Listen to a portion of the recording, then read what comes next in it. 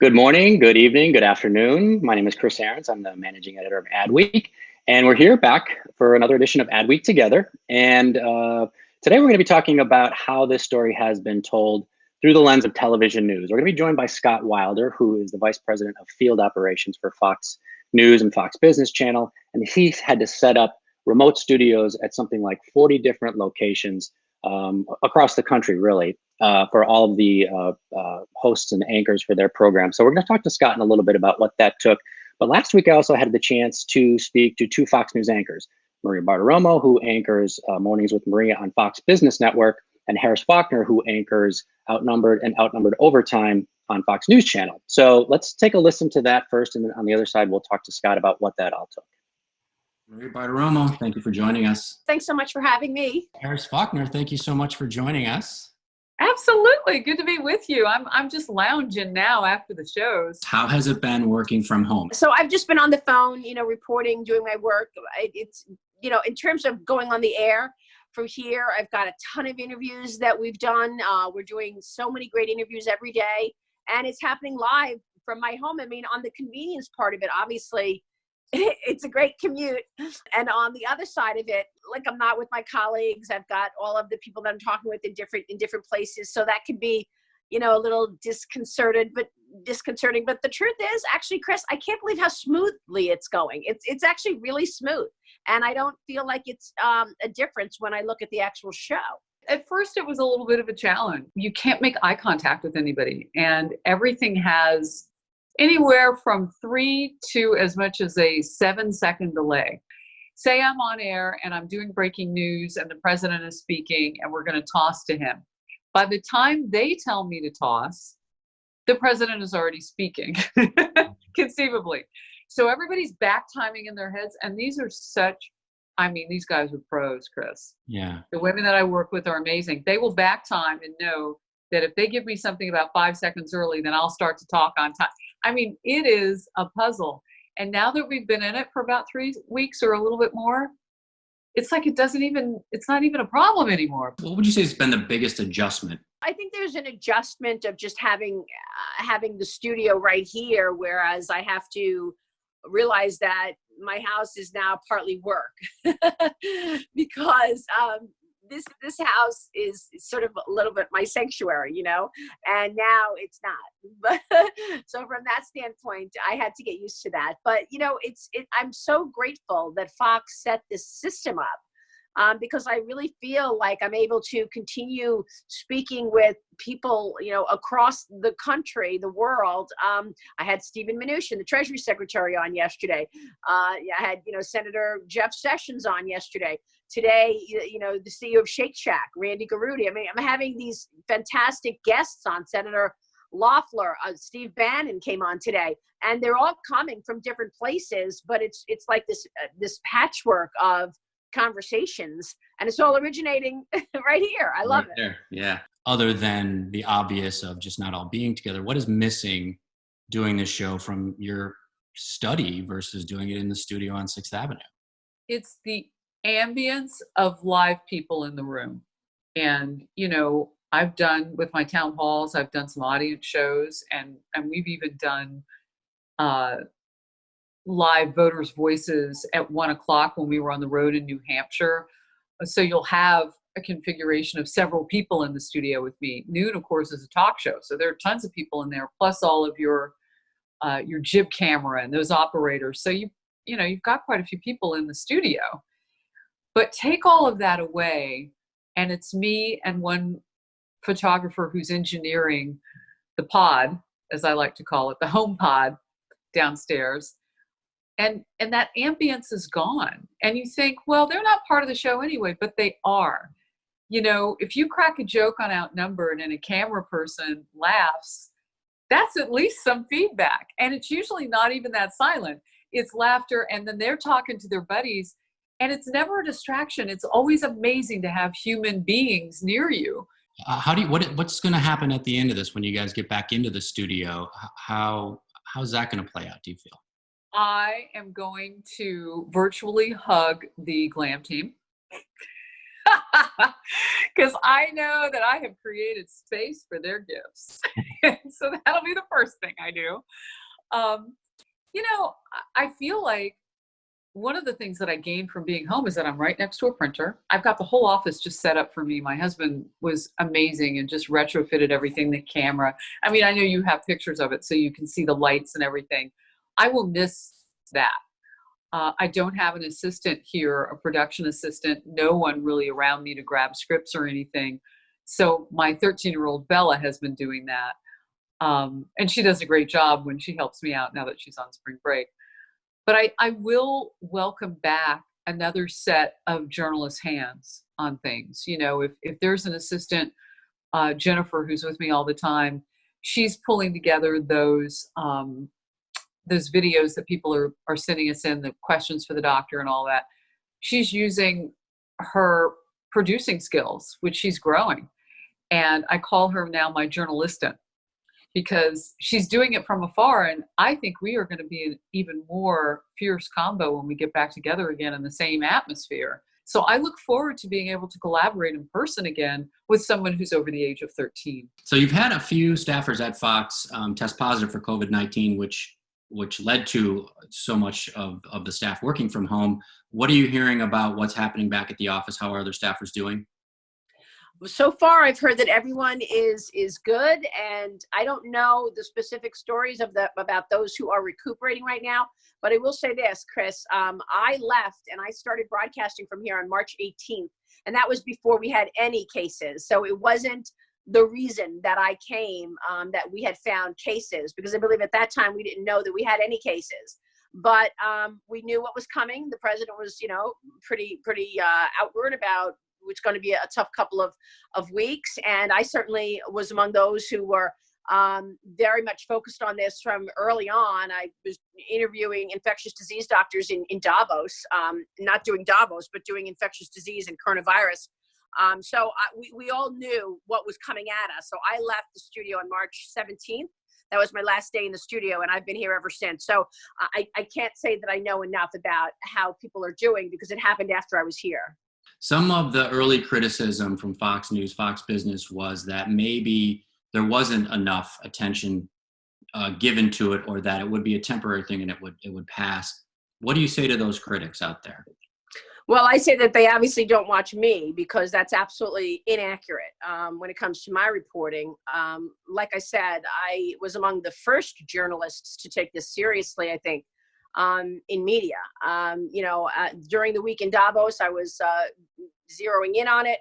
I asked the president about it when I interviewed him in Davos as well. We were very early on. I was also the first person to break the story of the test kit failures. I don't know if you're aware of that, but I broke that story during my interview with Vice President Pence. You started having doctors on talking about this, and there's that fine line of scaring viewers and informing them and making sure. How are you balancing that? Well, I practiced my range my entire career. I had news directors tell me that was my special gift, my ability to not shout the news, because if it's breaking news, it probably doesn't need a sell. That serves me well in every facet of my career, because credibility is that's our oxygen. And when you are in a moment of relevance, like we are now, I mean, suddenly the news is relevant on all channels, and it's not political, and it's not a fight. It's not the shiny object that we had been becoming. Now it is necessary information. One thing that's really bolstered our spirits, Chris, is the fact that the audience forgives so much now. Yeah. It's like they know that we're doing our best. And it's so cliche, but we really are in this together. Like, if the audience weren't Zooming, they would not care about my time delay and the technical challenges, but they have their own. Like, their kids are digitally learning, and oh my gosh, the Chromebook just ate my kid's homework. I'm not kidding. Those things are going on in real time for people. So they get it when Harris Faulkner says, sir, I didn't catch that last question, and I realize you're a general. Can we do that again? Last question. Fox execs, high up execs, have kind of earmarked May 4th to come back. Do you think that's possible at this point? Well, I think, what Suzanne was suggesting was that it would be a little bit of a rolling, back. And I don't think they would expect everyone to go back at once on May 4th. That wasn't our original date, May 4th. Our original date was April 3rd. We were going to do that for 2 weeks. And the second update was May 4th on the date situation. I think, part of that, I think is hope, optimistic hope that we could get through this and be back. You've got to have a plan in place, but I see absolutely no urgency in terms of the leadership at Fox saying that this is a drop dead date. I think that they're watching things, and if things change in terms of what the task force says, I'm sure that they'll just roll that forward for another month or whatever it is. There's been no pressure whatsoever to get back to work at all. In fact, they've been incredibly accommodative to me and my team to allow us to just go live from my home. I was really, really bolstered by the fact that Fox took everything by the reins. None of it was going to be convenient or easy in the beginning to do this for everybody, but they said, let's just get it going. And I remember the first broadcast was just this is a walk in the park. We're going to see how it goes. And that was still like one of our most glitch-free days. I'm like, how did we do that? That was amazing. And it was fun. And we're taking it step by step, but we're really in it now in New Jersey. They've shut everything down. Like even the parks aren't an option now. And so we've gotten creative. I don't know, can I walk around with you a little bit? Is that possible? Okay. So in the dining room and living room is the setup for the gymnast in our house. And this beam is real. It's low to the ground, but you can do your cartwheels and backflips and everything. And 3 days a week, my youngest daughter, who's a competitive gymnast, comes up here and she works out. And you can see that's right next to the dining room, right over by the living room. The one thing I will say, though, about working from home that I will miss outside of the snacks is I can, if I want to pick up my work, I can just do it. Like I don't have to go to the office to pick up on that project or whatever. And it is much more fluid. I'm going to change some things when I get back to work. Yeah. I'm going to make some things a little bit more seamless. I don't think that we need to have every meeting in those conference rooms. Mm-hmm. I think that we can do a little bit of what you and I are doing right now more. I think we can be better connected. I think for me personally, Chris, I like what you and I are doing better than I like typing on my phone. Mm-hmm. So maybe even fewer emails and more of this for team meetings.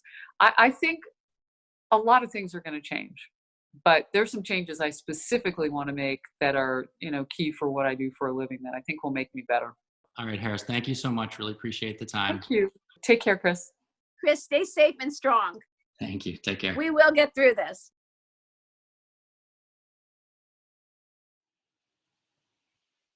So those are just two of the remote studios in operation at Fox News and Fox Business. We're joined now by Scott Wilder, VP of Field Operations for Fox News and Fox Business. Scott, you've been with Fox News from the beginning, 23 years.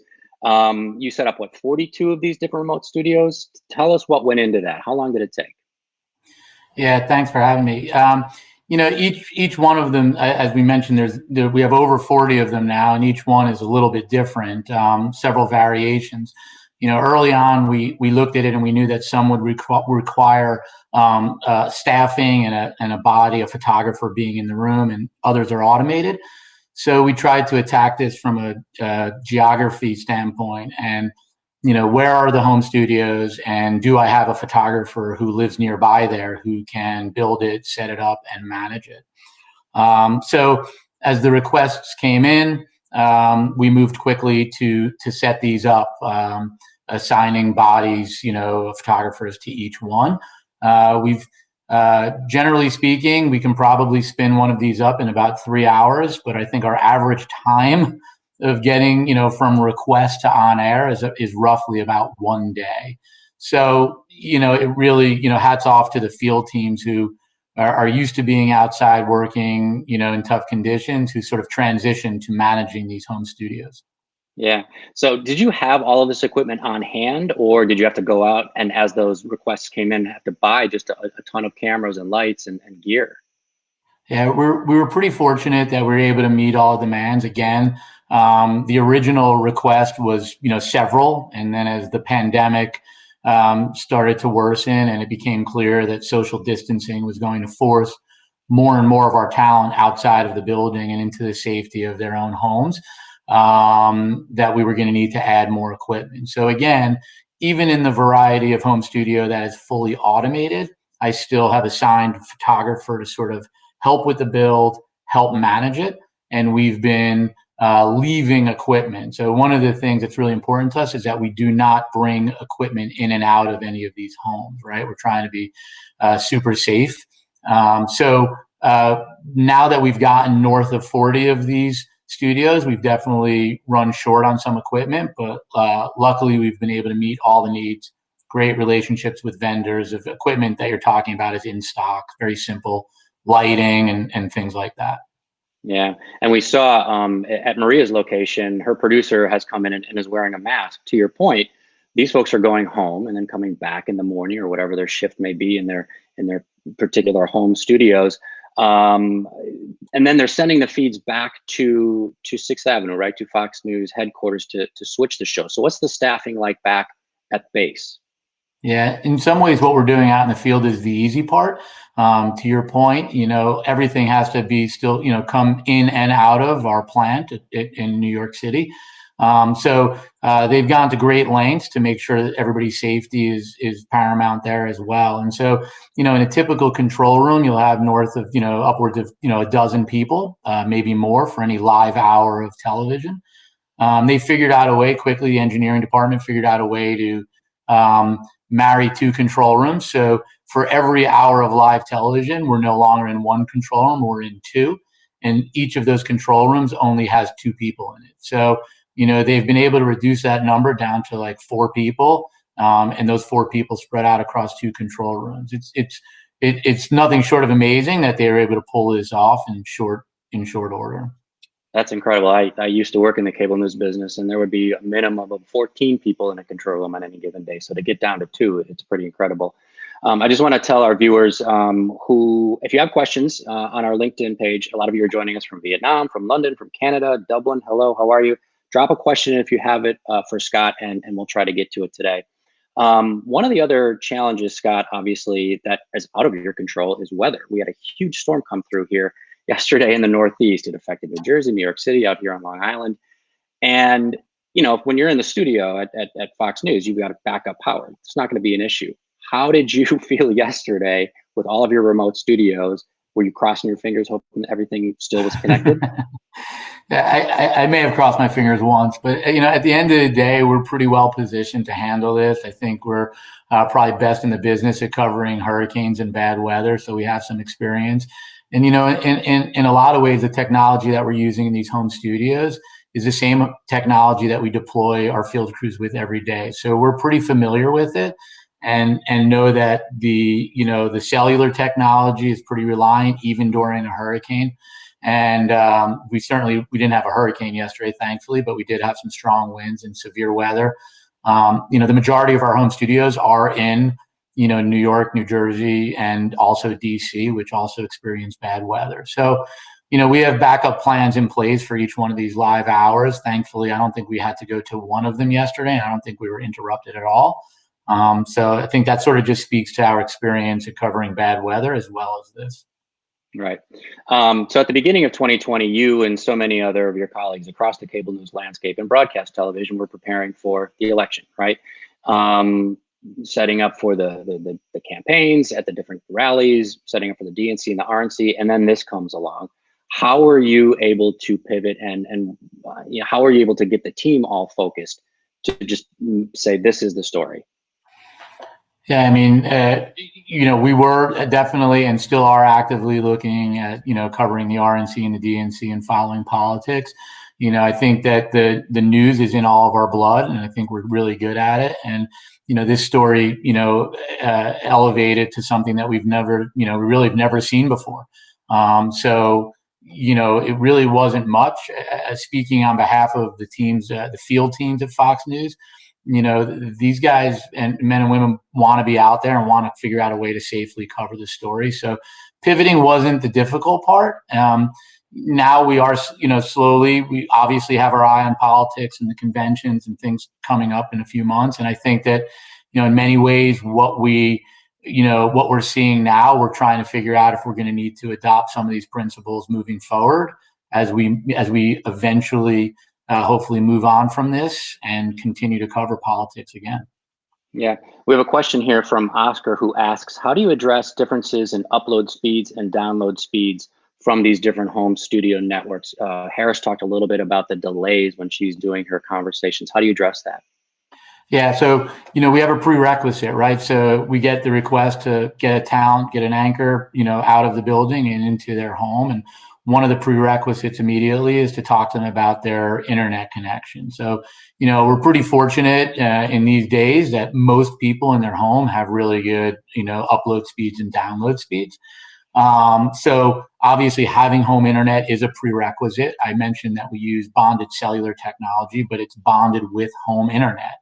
And those two services together usually give us a robust enough signal to broadcast from and receive a signal back to the house, right? So for return video or teleprompter. I think in all but one of our home studios, we've had great success. In one of them, we have had to upgrade to business class service. But, the technology does the best part about managing those speeds. And as long as we have a minimum that is needed, we're in pretty good shape. You did mention the delay that Harris talked about.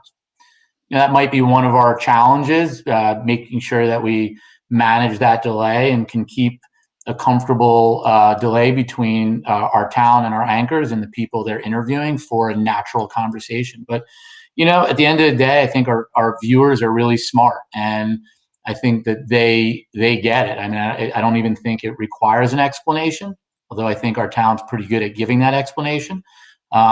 People understand that this is alternative to what we're used to, and they're very accepting of that maybe awkward second. Exactly. Forgiving for sure. I was watching CBS this morning, and that's 3 hosts in different, locations, and they're all kind of stepping on each other, which in the past would have been frustrating as a viewer, but again, situation certainly forgiving. So let's talk about what takeaways so far that you've had of having to install so many of these studios around the region. What are you learning about that you can put into practice later, whether it's for the rest of this year or the future? I mean, I think the example that you give about, talking about the control rooms and talking about what's acceptable. I mean, we don't know where this pandemic is going. If the things seem to be trending in a better direction for us, so we're optimistic about that. But, as we move on to cover other stories, I mean, eventually we will move on and we will start covering politics again and other stories. And, we may need to apply some of these principles about social distancing or how many people we can put around a table or in a small room. And so, I think that, we're learning a great deal about that. And then, not to harp on the point about the delay issue that you see sometimes, but, as with any crisis, you see a lot of great ideas come out of them. And, several different technologies and companies have come forward, and we're testing all of them to help mitigate some of these. So, I think we'll learn a lot about that in coming weeks and try and apply them where we can. Yeah. And I think what all of us are learning in this work from home situation is that we can all work from home. We can all do this. What happens once we're all back into our offices and some of your producers or some of the tech crews and certainly some of the anchors say, you know what, we can do this from home. Why don't we just keep doing it from home? Yeah, I mean, I think, for the most part, I can say that really what I'm hearing from most of the people that I work with is people are really anxious to get back to the building. We're built on camaraderie, and people are really anxious to get back to working in a team again. When that happens and if that happens, it's, way above my pay grade. What I would be happy to say is that, we've learned a lot about the possibilities, and should the need or the desire to be able to pull this off long term, be there, we as a team in field operations can support it if needed. Well, Scott Wilder, thank you so much for all you're doing at Fox News, and to all the tech crews and camera people and makeup artists and producers who are all having to shift their work environments and still bring us the story on television. We appreciate all the work that you're doing. So, Scott, thank you so much. We really appreciate it. Thank you. So tomorrow on Adweek Together, my colleague Kelsey Sutton is going to be here, and she's going to be speaking with Allison Levin, who is the VP of Sales for Roku. Kelsey is our streaming editor, so we're going to be talking about this being the streaming decade. It certainly was looking that way even before coronavirus, but now that we're all home and watching much more content, there's a lot more to talk about. So that's all for today. Thank you so much for joining us, and we'll see you. I'll be back on the show Thursday as well, but for the rest of you, have a great Tuesday.